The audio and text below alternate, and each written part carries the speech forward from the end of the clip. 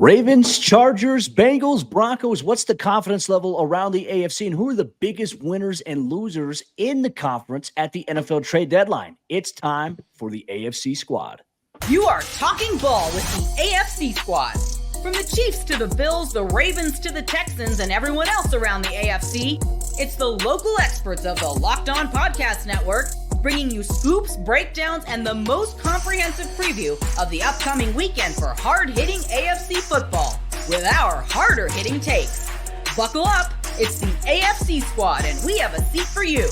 No hurt feelings allowed. Squad up. You're part of the AFC Squad. What's happening, everyone? Welcome into AFC Squad here for another weekly edition on the Locked On Podcast Network, your team every day. Grab your favorite beverage, get your favorite food and snack, and sit down as we break down the wild landscape around the AFC here today. I'm Cody Rourke, host of Locked On Broncos, and we got a star-studded cast here today. Chris Carter of Locked On Steelers rejoining the show. David Drogemeyer of Locked On Chargers making his first appearance. Mike Debate, Locked On Patriots. Kevin Ostreicher, Locked On Ravens. Week 10 of the NFL season is here. And I tell you what, it's been a wild ride so far. There's a lot to obviously go through here. This show is brought to you by our friends over there at PrizePicks. Go to prizepicks.com/LockedOnNFL and use code all lowercase LockedOnNFL to win $50 instantly when you play $5. The NFC show, they were talking a little smack. I ain't gonna lie. They were saying that you look at where the NFC is at with all the top-heavy teams. They said that the AFC's middle class is essentially poor. So I'm curious for your thoughts on that. They were taking shots. I feel like this year the AFC is chaotic. Chris Carter, I'm going to throw it to you first here. Your initial thoughts on the state of the conference 10 weeks into things.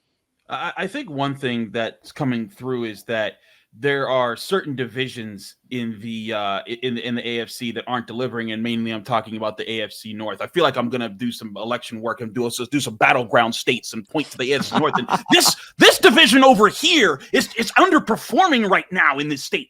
No, it's just. But I mean, you look at both the Browns and the Bengals were expected to be much better teams than they are right now. The Bengals could still come back. I'm sounding like John King. I'm getting sick of myself. But the Browns at 2-7, I thought they'd be bad. I didn't think they'd be this bad to start. The Bengals at 4-5, they're coming back after a rough start. But the Steelers and Ravens, they're right where I thought they were. And that's the thing that you look at is that you got more bottom feeders in the AFC. Look at the AFC East. 3-6 Jets, 2-6 Dolphins, 2-7 Patriots. Then you go to the AFC South, Titans 2-6, Jaguars 2-7, Raiders 2-7 in the AFC West. You have it. Compare that to you have 3 2-win teams in the NFC, 1 3-win team in the NFC. So like I think that's where the NFC right now can talk a lot of smack because they got those teams. But I think as we get to the second half of the season, we'll get to see some things like there's a big matchup this weekend that I'll be covering. Steelers Commanders 6-2 versus 7-2. And we'll see where some of these teams lay out as more of these matchups come across. Well, and let's throw it now obviously to David here, Locked On Chargers. Look, the Chargers have been a team that's they haven't been talked about as much, even though they're 5-3, right? Obviously, they had the early season bye. Justin Herbert had the injury. They're playing really good football, and Herbert's balling. And right now you have 3 teams in the AFC West that are in the playoff picture as it currently stands. Your thoughts here on obviously the Chargers and where they're at right now? Well, it's nice to have a legitimate head coach for the first time in 25 years. I'll tell you that. They've had 3 first-time head coaches back to back trying to figure out how to coach at the NFL level. And finally, we have a grown-up in the room. Jim Harbaugh has entered the chat, and for the first time in a very, very long time since Marty Schottenheimer, they have an identity. They know a brand of football that they want to play. They're playing excellent defense. They have the number 1 scoring defense in the entire NFL, giving up less than 13 points per game. So when you have an excellent defense and you have a elite quarterback who is not turning the ball over, who is really doing a great job of pushing the ball down the field with, probably a group of wide receivers that, probably one of the worst in the league. I think we can sit here and say they're greatly overperforming. And a lot of that has to do with the offensive scheme, with Jim Harbaugh, and with Justin Herbert being otherworldly and really taking the talent and elevating them as much as they possibly can. The 33rd team seems to continue to disrespect Justin Herbert. I don't personally understand the hate. I think Herbert, with what he's able to do in the passing game right now, with not as many big-time contributors, it's crazy to think that this is a team that no longer has Mike Williams, Keenan Allen, but, they got Quentin Johnston. You got Lad McConkey's emerging a little bit, but it's not star power right now in LA, which is very interesting, but they're still finding ways to grind it out. Harbaugh's got the run-the-ball mentality. They're making plays right there. Mike Debate, Locked On Patriots. I mean, we were excited about Drake May and everything, and then it's like, all right, then now the Patriots have a little bit of a clunker in the end of it on the road against the Tennessee Titans, which honestly Tennessee's a bottom-dwelling team right now. They're one of the biggest jokes, I think, in the AFC. But Drake May at the buzzer, giving them a chance there, and unfortunately you lose in overtime. Well, I think Dave talking about one of the worst wide receiver cores in the AFC and maybe in the NFL. Thought I was being paged there for a moment. I'm probably going to upset a lot of my listeners when I say that, but it's rough times for the Patriots wide receivers. But the one bright spot that continues to come back, Cody, is the play of Drake May. And you saw 11.82 seconds it took for Drake to scramble, utilize the field, use his legs, go off script. It wasn't the prettiest of passes. It was a little bit of luck at the end, if everybody's being honest. But see, this is what an NFL quarterback does. You turn water into wine. You turn something from nothing. And that's exactly what he did. So if he continues to do that and endear himself to this fan base especially, but really I think incorporate that type of excitement into the New England Patriots offensive style, they've got stuff to build on, but it's still a long ways away. That team needs a lot of help on the offensive line. They need help when it comes to this wide receivers group, and the running game needs to get going. This is what the Patriots fans were sold on prior to the season, that Alex Van Pelt's going to come out. He's going to use this outside zone to be able to incorporate play action, really kind of kickstart play action, use it to navigate the middle of the field and then take shots deep down the field. Have not seen enough of that yet, and the Patriots defense has faltered because they are missing several key members of that defense that came up big for them last year. It's been like the perfect storm for New England really to kind of fall apart this year. And yeah, you're looking at a very good microcosm of their season in that first overtime drive for the Tennessee Titans. Grind them out, keep them on their heels, have an old foe like Nick Folk come in, kick a 25-yard field goal, and then in desperation, you can't get the job done. That seems to be the MO this year for the New England Patriots. Well, look, they'll have free agency to hopefully get Drake May some weapons, and may the odds forever be in their favor here. Kevin Ostreicher, Locked On Ravens. Look, Kevin, can we forget about the game that just happened this past Sunday? The Baltimore Ravens putting on a clinic against the Denver Broncos. And look, Kevin, I'll say this, and I caught flack on this on social media. I don't understand. I don't think it's a hot take or a wild take. Like Denver, through the first, I'd say right until the final 2 minutes of the first half. I mean, they were there competing, trading barbs there with Lamar Jackson and them. It was fun to see, but then all of a sudden it's like Bo Nix steps off the field at 17-10. The next time he steps foot on the field, it's 31-10 because they score right before half. They get the ball right after halftime, and they score again. When the Ravens offense, Kev, is playing to the level in which they can, I don't see any team beating them. To be honest with you, they ran it back against Kansas City. I think that they would destroy Kansas City in this situation. Even though Kansas City's undefeated, I know Chiefs fans are going to hear this like, ooh, why are you talking about that? The Baltimore Ravens, it's so hard because it's pick your poison, right? You sell out to stop the run against Derrick Henry. Lamar's become such an elite passer. And he's got speedy options like Zay Flowers. It was truly a masterclass watching what Lamar was able to do. And he made his strongest case once again for MV3. And unfortunately, the Broncos, they're not there yet. Yeah, I mean, there's only one team that can beat the Ravens if the offense is playing like that, and it's themselves. The Ravens can beat the Ravens with some of the mistakes that they have made over the course of the season, obviously contributed to their loss against the Raiders and their loss against the Browns just a couple of weeks ago. But, I mean, I can't say enough about Lamar and how he's grown over the course of his career, particularly this season. We were sitting here last year and we were wondering, okay, well, when's the next time we're going to see Lamar play like this? When's the next time? And he's just shattered everything. Even back in 2019, that offense was historic. They broke all these rushing records and all these offensive records. And we were sitting there saying, are we ever going to see a Ravens offense like this again? Are we ever going to see? And here we are in 2024, and Derrick Henry's on pace for 2,000 plus rushing yards. He already has 1,000 yards plus in week 10 right now. He just finished week 9. So the offense is incredible. The defense obviously has some work to do, particularly with the pass rush in the secondary. I mean, it's apparent they're better than their rankings project, though. I'll say that they're better than that, but it's clear that the pass rush is weak right now. They have not, especially. I mean, I think you saw it, Cody, on Sunday, where Bo Nix did have some time to throw in a lot of situations on Sunday. So to me, I think that the Ravens are in a good position. I know we're going to get into the trade deadline a little bit later and talk about some of those teams, including what the Ravens did and didn't do. But to me, I think that when you go to this Ravens team, I mean, they are still a top contender, and a lot of that has to do with Lamar. I think it means that we'll have some pretty good football come the month of January and February, even from the AFC, the NFC standpoint. We'll see. The NFC, I think you have more teams kind of that aren't in it right now that still have a chance to get in it. The AFC, a couple teams, Cincinnati being one of them, we'll highlight that as well. But the NFL trade deadline came and gone. The AFC seemed to be a little bit more active than everybody else. Who are the biggest winners and losers? You're going to get that here on today's Squad Show, part of the Locked On Podcast Network, your team every day. Today's AFC Squad is brought to you by Ultimate Pro Football GM. And hey, AFC and NFL fans, remember our great partner, Ultimate Pro Football GM? Well, they're back, and they've added an amazing new game mode that I need to tell you about.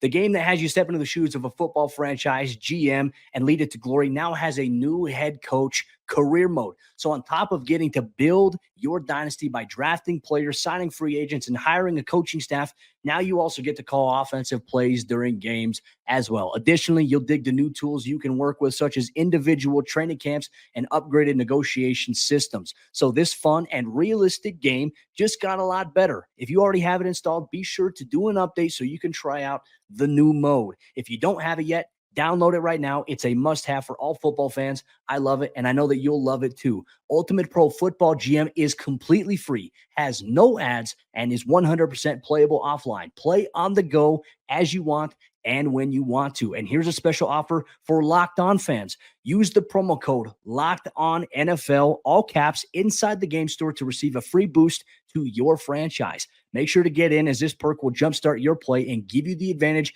you'll want in creating a dynasty. To download the game, just visit ultimate-gm.com, ultimate-gm.com, or look it up on the app stores. Ultimate Pro Football GM. Start your dynasty today.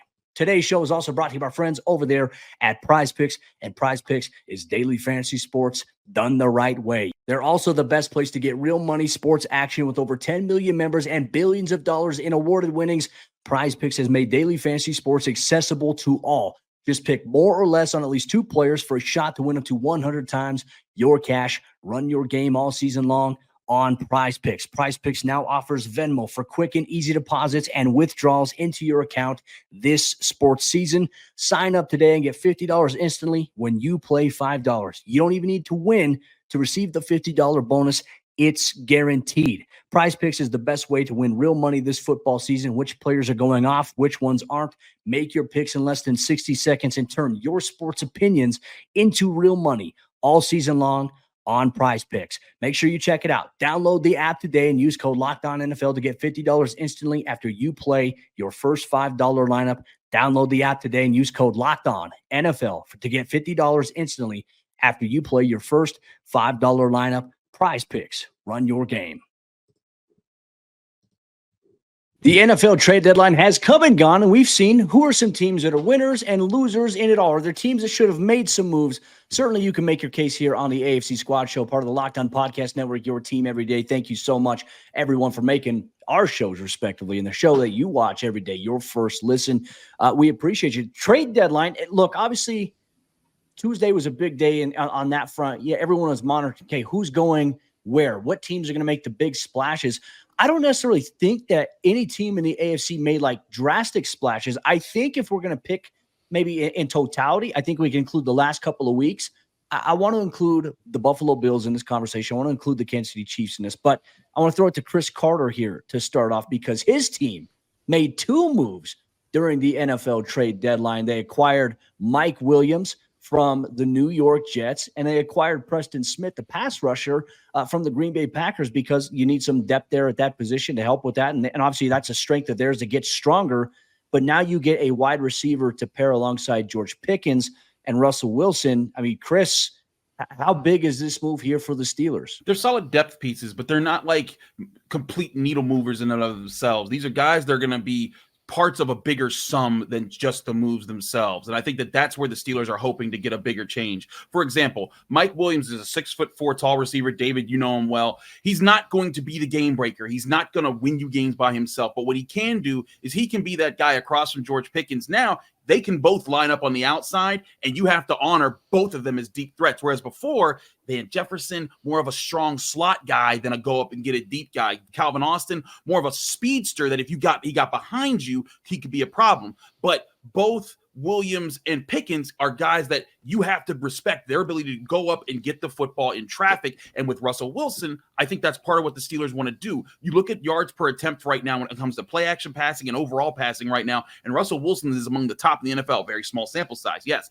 But when you look at what the Steelers are trying to do, they're trying to run the ball and hit you deep. Run the ball and hit you deep to keep your linebackers going back and forth. Oh, where are they going to go? Where are they going to go? Where are the safeties? Do we have to stop Najee Harris or do we got to stop George Pickens? That's where the Steelers want to find their offensive balance. So Mike Williams helps towards that equation. That's what he brings. It's not, again, he's not going to come out and have 1,000-yard season in 8 games. That's not happening. But what is going to happen is I think they're going to put him on the field with George Pickens, move Van Jefferson and Calvin Austin around based off of matchups they think they like, and also throw in their double tight end sets, and they'll play that way. On the defensive side, Preston Smith, not a guy who's going to start or even get, I think, the third most amount of snaps as far as the edge rushers, but he gives them a fourth guy. And Mike Tomlin actually kind of sneakily alluded to this in his Tuesday press conference, like hours before they traded for Preston Smith, less than 2 hours actually before they traded. But he was talking about, hey, when Alex Highsmith and Nick Herbig were hurt at the same time, which they were, and Marcus Golden had retired during training camp for the Steelers, they were down to really just TJ Watt at the edge rusher position, and it limited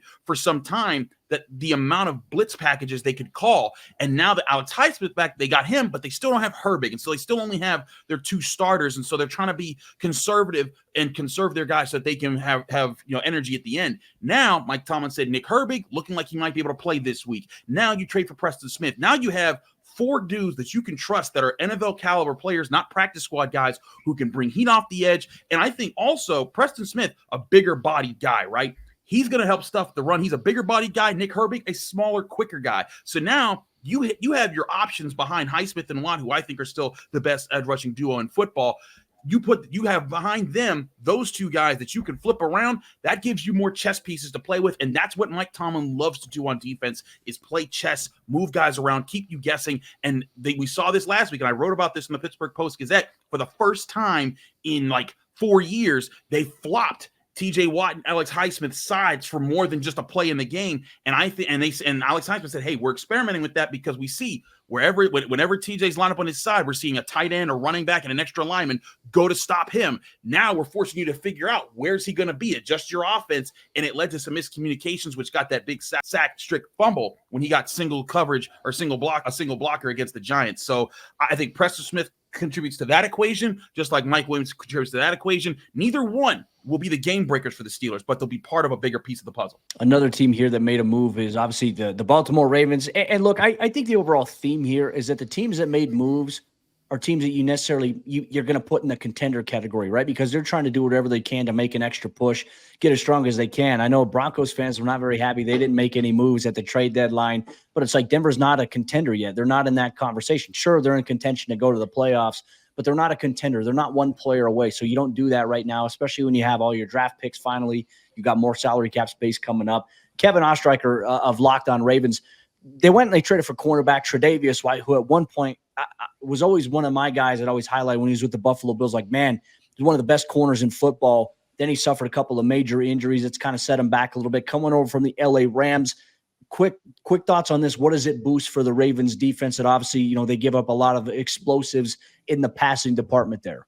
Yeah, I think it's depth is what it is. He's not going to be a guy that comes in and takes away snaps from Marlon Humphrey or Brandon Stevens or even Nate Wiggins at this point. But I think it's either your 4th cornerback or your 3rd safety.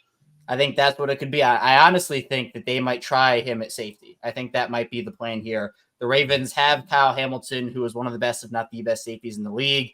And then you also have Marcus Williams, who there was a big drama situation last week with him. He was healthy, but didn't play, and we don't know why. John Harbaugh called that an internal situation. I know we talked about this last week. When you hear those words, internal situation, That's never good. You never want that to happen.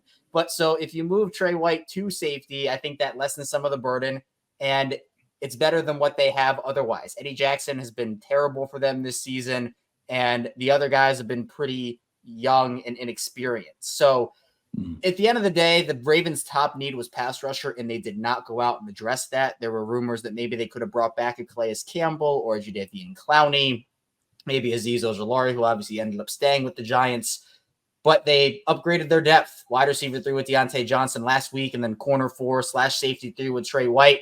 Those aren't needle-moving moves, and I think that's kind of where the disappointment with Ravens fans lies right now, where I think if you'd ask people, it would be some level of, oh, well, your need was right in front of you. You didn't take it. And on top of that, Baltimore entered the day with 11 draft picks. They ended the day with 10, but they also got a 7th round back for Trey White. So you're saying, all right, well, if you're contending and you think this is the year, right? Your offense has no problems. It's historic, and that's the unit that will carry you. Do you want to go out there and see if there's a guy that can help you? Now, of course, it takes 2 teams, right? You can't just – the Ravens can't say, hey, give me this guy, give me that guy. We're just going to take him from you. But it seemed like the market for pass rushers maybe was a little bit higher than the Ravens wanted to play with, especially because with Lamar Jackson on a big deal and other guys you have to pay coming up like Kyle Hamilton, Tyler Linderbaum, Zay Flowers, you have to make some tough financial decisions, and hitting on draft picks is ever so more important. We'll go a little rapid fire here. David and Mike debate. Looking at some other teams, obviously the teams that you guys cover didn't make any moves either, but I think looking at the broad spectrum of the AFC, and I'm including the Chiefs and the Bills in this because they made moves, not at the deadline, but within the window. The Bills adding Amari Cooper, that was a big move for them in the first week. He was there. He caught a touchdown pass, didn't play last week. I think he's going to have a tremendous impact for Josh Allen and the Bills. Definitely one to watch. But right now, everyone's talking about DeAndre Hopkins going to the Kansas City Chiefs, and Patrick Mahomes obviously coming off of an impressive performance, 8 catches, 88 yards, 2 touchdowns here. But then you look at the Steelers, the moves we talked about here, the Ravens, the Bengals acquiring Khalil Herbert. That was more of a move based on necessity due to the injury to Zach Moss. In your opinion, from the AFC standpoint, who won the NFL trade deadline of all the teams that we've discussed so far? Let's go rapid fire. We'll start with David, Mike, and then we'll obviously talk about some of the bigger games here in Week 10. How do we sit here and we talk about the trade deadline and the Chiefs acquiring another weapon? Why is that? Why is that the case? Why are we sitting here Tennessee about an Titans 8-0 team worst. adding a wide receiver that's going to make them even better than they already are now? It just makes me sick to my stomach having to see the Chiefs twice a year and now sitting here on top of the world looking for a three-peat, adding a true difference maker wide receiver after dealing with all the injuries. I just think that there's a little bit of envy out there because the Chiefs and their general manager, like, they just go out and add. Like, if there's an issue they need to correct, they go and they make it happen. There is no ifs, ands, or buts. They go make the moves, and they do it every single year. And that's why they continuously put themselves in positions to win a lot of damn games. And so that's why everyone else in the AFC and the AFC West in particular are like, oh no, here we go again. Thankfully, they get Marshawn Lattimore. Thank God.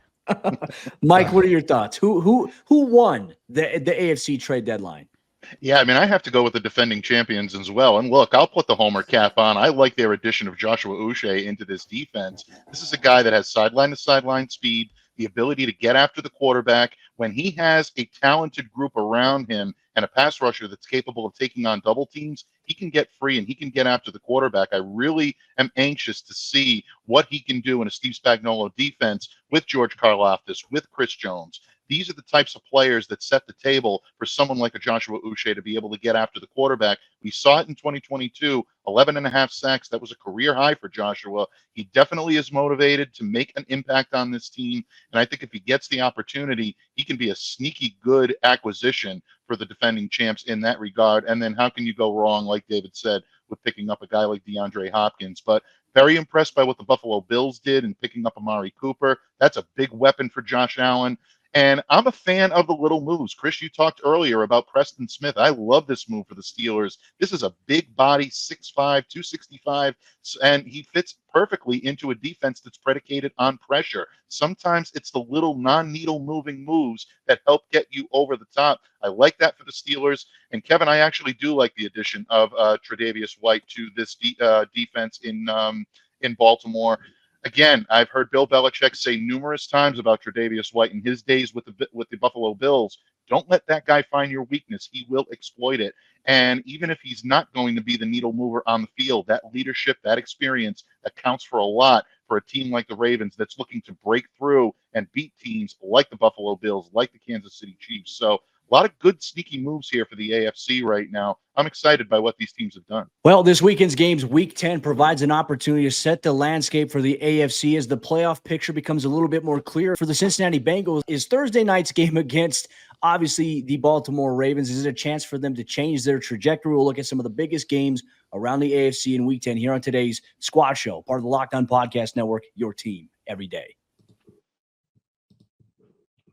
Today's Squad Show is brought to you by our friends over there at FanDuel. And as you all know it, FanDuel is America's #1 sportsbook. And this NFL season, they want to give you a big return inside of the app because right now, new customers, they can bet $5 and get $150 in bonus bets if you win. The FanDuel Sportsbook app gives you everything you need to place live bets on the NFL all in one place, especially with some Week 10 matchups coming up this week that are going to shake up the landscape of the AFC as the playoff picture becomes a little bit clearer and tiebreakers become a little bit more important. So when you get a hunch in the middle of the game, you can check out the latest stats, you can view live play-by-play, and so much more on the same page where you place your bets, whether that's the money line, point spreads, player props, anytime touchdowns, parlays, they have it inside of the FanDuel app. Just visit FanDuel.com to join today. You'll get started with $150 in bonus bets if you win your first $5 bet. That's FanDuel.com. Never waste a hunch and make every moment more with FanDuel, an official sportsbook partner of the NFL. Week 10 has some major implications for the state of the entire AFC. If we don't talk about your team, complain to your team's host there here on the Squad Show here on the Locked On Podcast Network. Let's waste no time jumping into it. We're going to highlight a couple of the bigger matchups, and we'll end the show with some bold predictions. Let's start with Thursday Night Football. Big-time game. Battle for the North there. Obviously, between anytime those games go on in the AFC North, it is a slugfest there. The Cincinnati Bengals, who haven't gotten off to the start that they hoped for, even though that Joe Burrow is playing out of his mind, they have an opportunity right here against the AFC divisional opponent to maybe change a little bit of their luck here, but they're running up against Derrick Henry and that Baltimore Ravens offense, which, look, the Bengals defense this year hasn't been their strong suit. They've been a big reason why they've lost games, hasn't been Joe Burrow. So this is a tough matchup. Big implications here. Kevin, how do you see this one going? Yeah, I mean, that Cincinnati defense is so unimpressive to me. And I thought that they could have done something at the deadline, maybe brought another defensive lineman or just someone to help out. But we saw these two teams play just a couple weeks ago, and that was a 41-38 overtime thriller in Cincinnati. It was all offense, almost 80 points combined between those two teams. I mean, I'm expecting something along those lines again.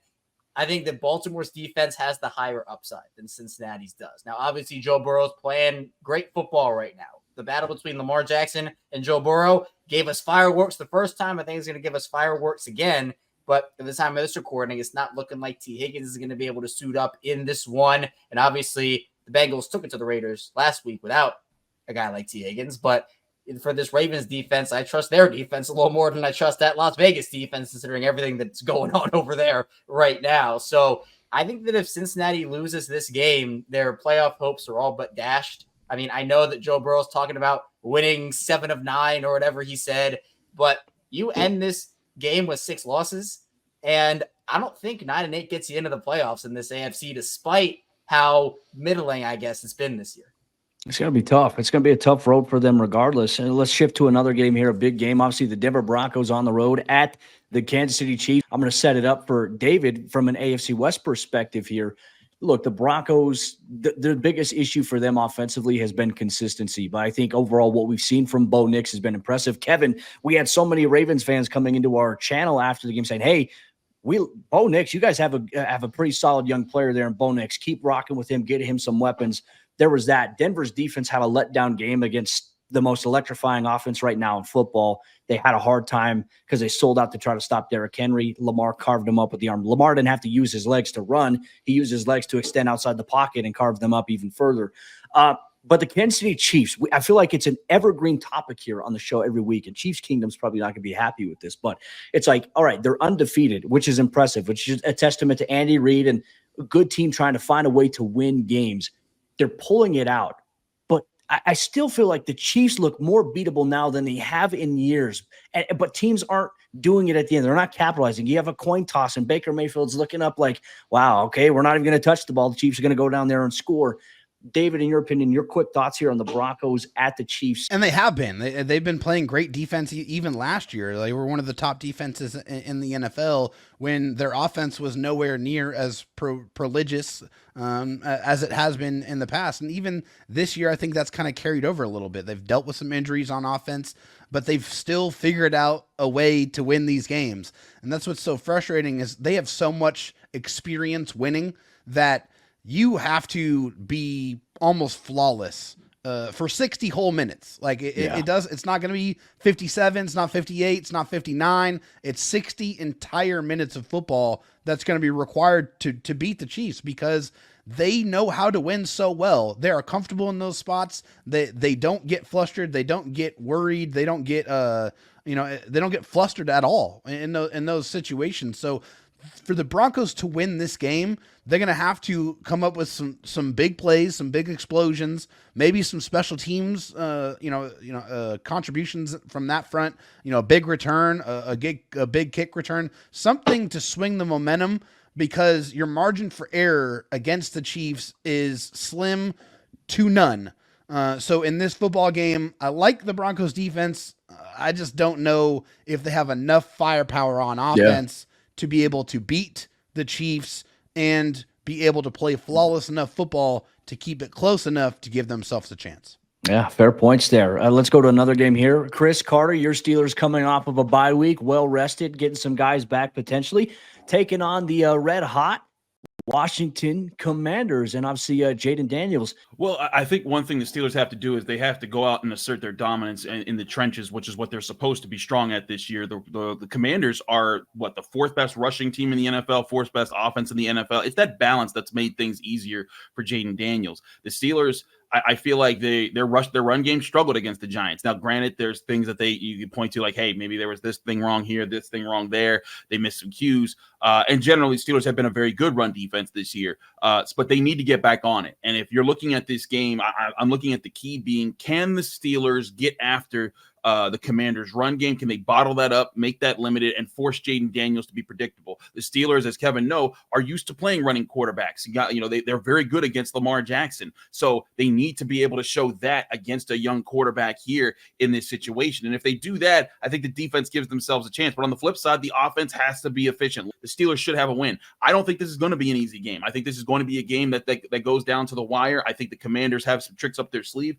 But at the same time, I do think, even though the Steelers aren't favored on FanDuel, I do think that they will come out with a victory as things stand right now. That's going to make the AFC North battle between them and Baltimore a little more tricky, especially down the stretch here as the season goes on. Mike, debate, your Patriots aren't playing in a big game this week, but I want to get your thoughts here on one that I think is going to have massive implications on the AFC.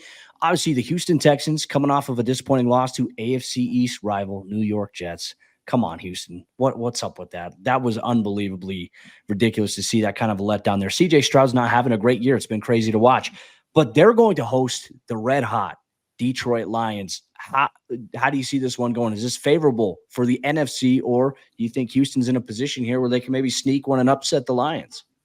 Well, you always have that puncher's chance. And even though it's been a tough year for CJ Stroud, I mean, this Houston team has talent on both sides of the ball. They handed it to the Patriots a couple of weeks ago, so I'm not going to sit there and say they have no shot. But Detroit's playing at a high level. They're coming in at 7-1. They're feeling it every bit of that record right now, and they want to be able to flex their muscle and show that they are indeed an elite team in the NFC. Most people believe they already are. This is an opportunity for them to really take it to an AFC contender in the Houston Texans right now. Things could start deteriorating fast with the loss of Stephon Diggs. A lot going on in Houston right now that could factor into this game. This is a big one. If Houston wants to prove they're going to be a contender and still could remain that way through the season, this is a game where they have to perform well. I would say a must win, but maybe not at that level, but they need to go out there and perform well. If they go out there and really get it handed to them by the Detroit Lions, could be a long season coming up for the Houston Texans. It's a big game for them. Yeah, I mean, the Detroit Lions, they're standing on everybody's heads right now. They're running up the score on the Tennessee Titans 1 week. Like, they are in complete control right now in that NFC conference. And obviously check out the NFC Squad show as well for the insight from all the hosts there on that side. They broke down a lot of stuff. They even took some shots at Locked On Packers host Peter Bukowski, who said that the NFC North was a 2-team race. It really is the 1-team race. Jared Goff and those guys own the North. Make sure you check that out here. The AFC is obviously wild. We'll be back next week for a Week 11 AFC Squad show here on the Locked On Podcast Network, where you know it's your team every day.